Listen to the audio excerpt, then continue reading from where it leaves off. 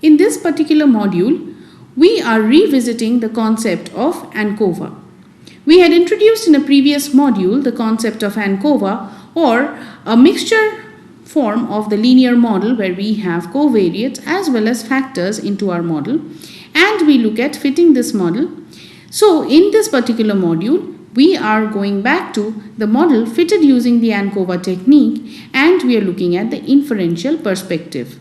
So once the model are fitted, to test the significance of the covariates and also by looking at the covariates and the factors interaction effect, how we perform the test of hypotheses is what we have focused on in this chapter, in this module.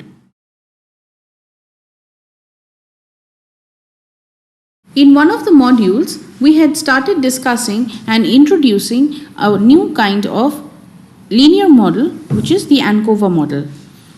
The ANCOVA model is basically a general linear model which blends ANOVA and regression. In case of regression, we have seen that there is one dependent variable and one or more independent variable which are associated with each other. In case of regression, we consider both the dependent and the independent variable to be continuous, and the existence of association between the two is explored, and we develop a mathematical model in the form of a regression model which is used as a predictive tool.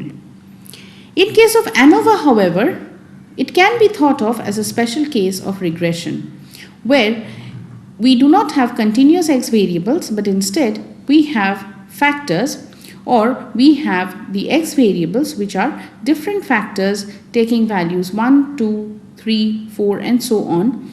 And because we use a categorical variable in case of the independent variable x, we have eventually what is called the analysis of variance. So the variability in the response which is attributed to any one of the factors, that is what is explored, or that is what we look at and test in case of an analysis of variance model. Now ANCOVA is a blend between the two in the sense that you have a list of x variables which can be some of them continuous and some of them they can be categorical. So we take them together and we fit them into a model which is called the ANCOVA model.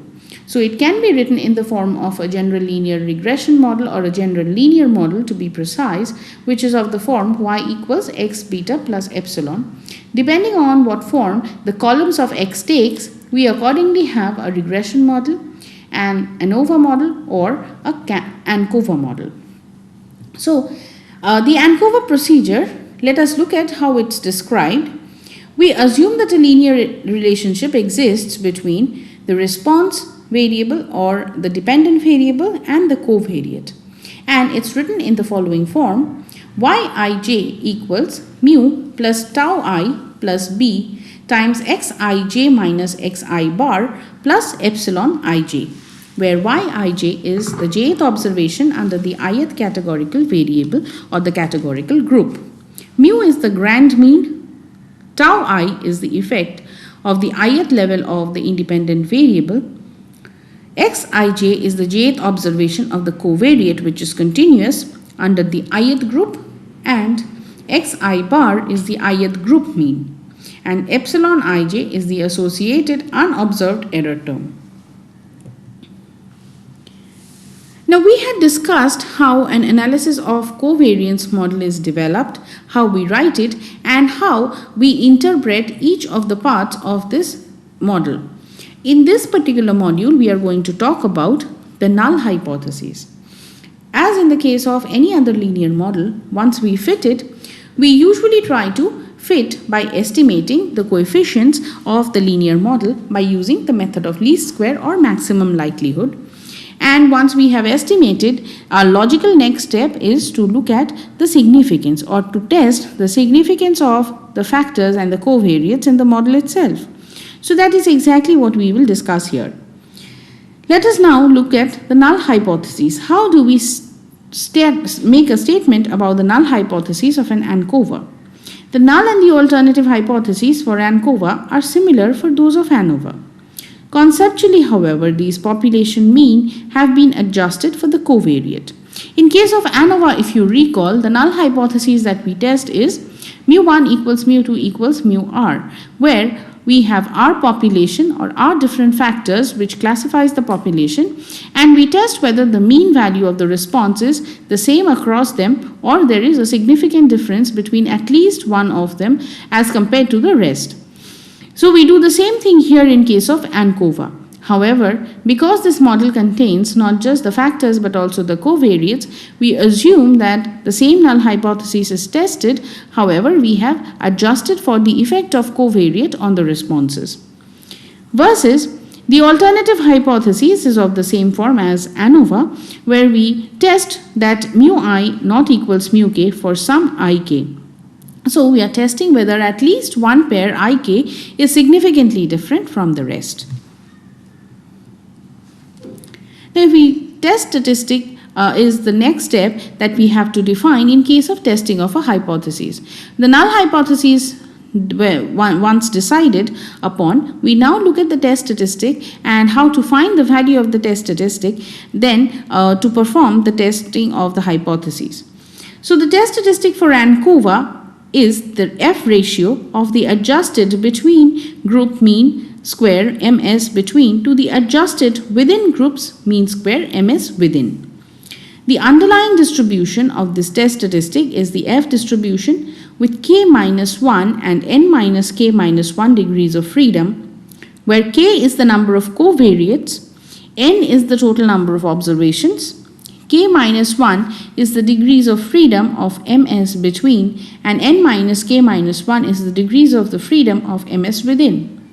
We write the test statistic or calculate the test statistic as follows: F equals ms between divided by ms within, which follows an F distribution with k minus 1 times n minus k minus 1 degrees of freedom under the null hypothesis. Now, while conducting an ANCOVA, because we have seen that a number of assumptions are working on a linear model when we try to fit one, and these assumptions we try to make sure before fitting any linear model, we try to make sure that these assumptions are met with. In case of conducting an ANCOVA, also we have to keep in mind that the same assumptions as that of any linear model also holds good in case of an analysis of covariance model. So let us look at the following, which are the steps to conduct ANCOVA. Here, CV would mean covariates, DV would mean dependent variable or the response variable, and IV would mean the categorical independent variable in this case. Now, testing the multicollinearity. First of all, when we look at a regression model or a linear model with a number of independent variables, we first try to test for multicollinearity. What we understand by multicollinearity is that if you have several x variables, there is an underlying association between them. Now, if it so happens that two or more than two of these x variables are highly correlated to one another, then fitting the regression model with that particular data set is going to lead us to the problem of multicollinearity. And briefly, the problems of fitting a model where there is multicollinearity amongst the independent variables is that we look at the significance of the model as a whole, which can turn out to be significant. However, if there is multicollinearity, two or more of the x variables individually would turn out to be insignificant. And also, it overestimates the values of the coefficients, so it makes the testing of the significance of these coefficients null and void. So we need to test for multicollinearity in case of an analysis of covariance model as well. If a CV is highly related to another CV at a correlation of 0.5 or more, then it will not adjust the DV over and above the other CV. One or the other should be removed since they are statistically redundant.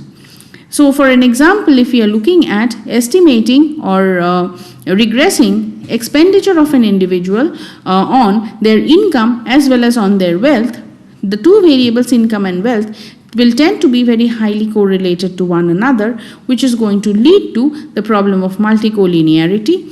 So one way of getting rid of this problem is by removing one of the pair which is highly correlated and fitting the model using the other one. The second is the test of homogeneity of variance assumption. This is the assumption of homogeneity. We assume that in a linear model, the error term epsilon happens to follow a normal distribution with mean mu and variance sigma square. Now it's expected that the variance across the different values of epsilon are same, that is, it's sigma square, but in cases we fit a regression model and the residuals or the errors that we get, those when plotted against either the fitted values or the observed values of the independent variable, they show a particular pattern. If this is the case, then we know that there is heterogeneity in the model, which means that the different variables, the different error terms, they have different variance, and this is not accepted.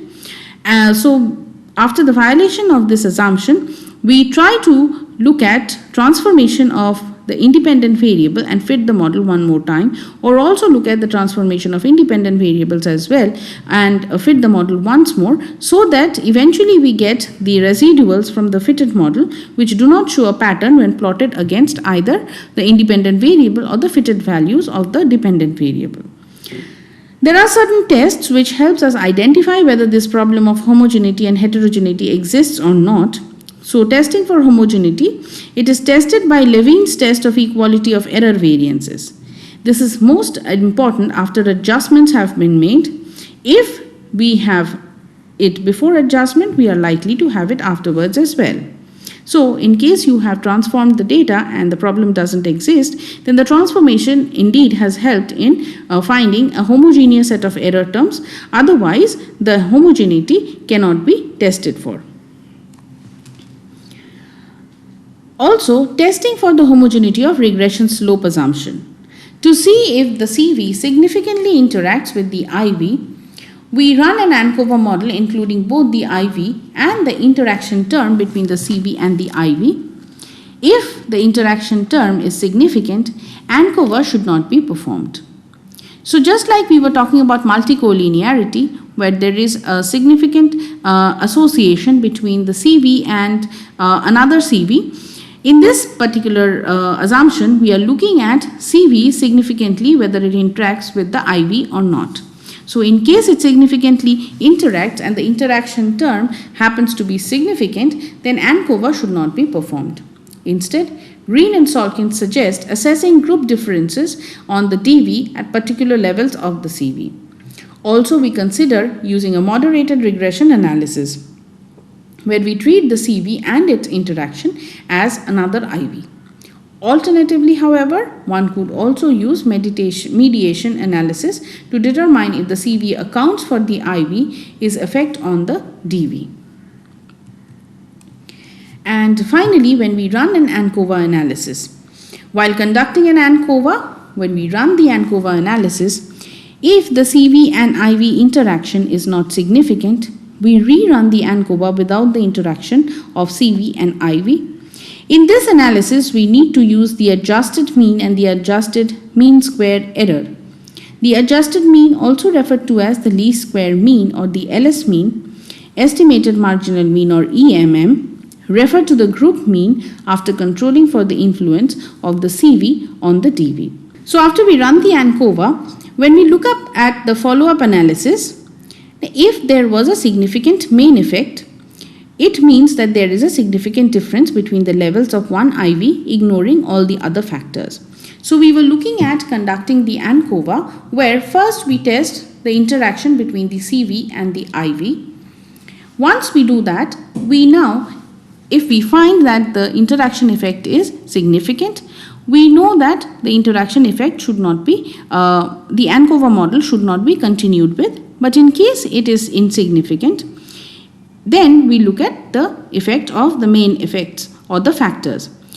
So if there was a significant main effect, it means that there is a significant difference between the levels of one IV, ignoring all other factors. To find exactly which levels are significantly different from one another, one can use the same follow-up tests as for an ANOVA. If there are two or more IVs, there may be a significant interaction, which means that the effect of one IV on the DV changes depending on the level of another factor. One can investigate the simple main effects using the same method as a factorial ANOVA. So in case, in addition to one factor, we have two different factors, which means we have two IVs in the model, then we can test them similar to the way we tested ANOVA in case of a two-way or a three-way model. Now, interpretation of ANCOVA when we fit an ANCOVA model and after we have performed all the testing of hypotheses, we need to know how to interpret the ANCOVA, because the final model that we get, the final significant robust model that we get, that will be used further as an interpretation of a predictive tool. So we need to understand what in each of the components of covariance analysis mean. So interpreting an analysis of covariance can present certain problem. So depending on the nature of the data and more important, the design of experiment, we can interpret the analysis of covariance results. The ideal application for an analysis of covariance is an experiment in which subjects are randomly assigned to treatments or cells of a factorial design. Although in reality, most of the time, it is not possible to have a completely randomly assigned subject. However, we try our level best to keep the randomness intact. In that situation, the expected value of the covariate mean for each group or cell is the same, and any difference can be attributed only to chance, assuming that the covariate was measured before the treatments were applied. So in a randomized experiment, in case we can achieve the randomness of all the subjects being allotted to the different treatments, in a random experiment in which the covariate is measured after the treatment has been applied and has affected the covariate, interpreting the results of an analysis of covariance is difficult at best. In this situation, however, the expected values of the group covariate means are not equal, even though the subjects are assigned randomly. It is difficult to interpret the results of the analysis because you are asking what the groups would have been like had they not differed on the covariate, where in fact the covariate differences may be an integral part of the treatment itself because the treatment was applied afterwards. This problem is particularly severe if the covariate was measured in error. Now, the problem of interpreting results of design in which subjects are not randomly assigned to the treatment group is not easily overcome.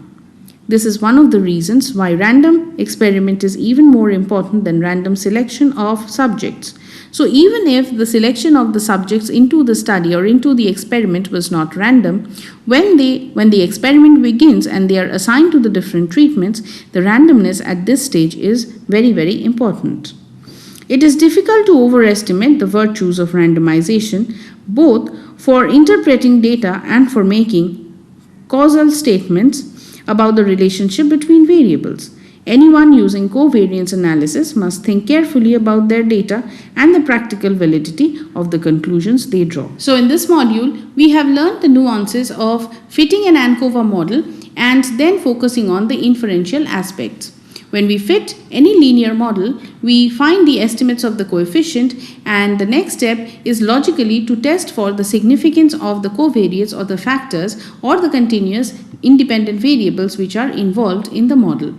So we have looked at the different null hypotheses, the definition of these null hypotheses, and also the development of the test statistic to test those null hypotheses, as well as looking at the distribution of those test statistics which can be used to test the significance of the factors involved in a model.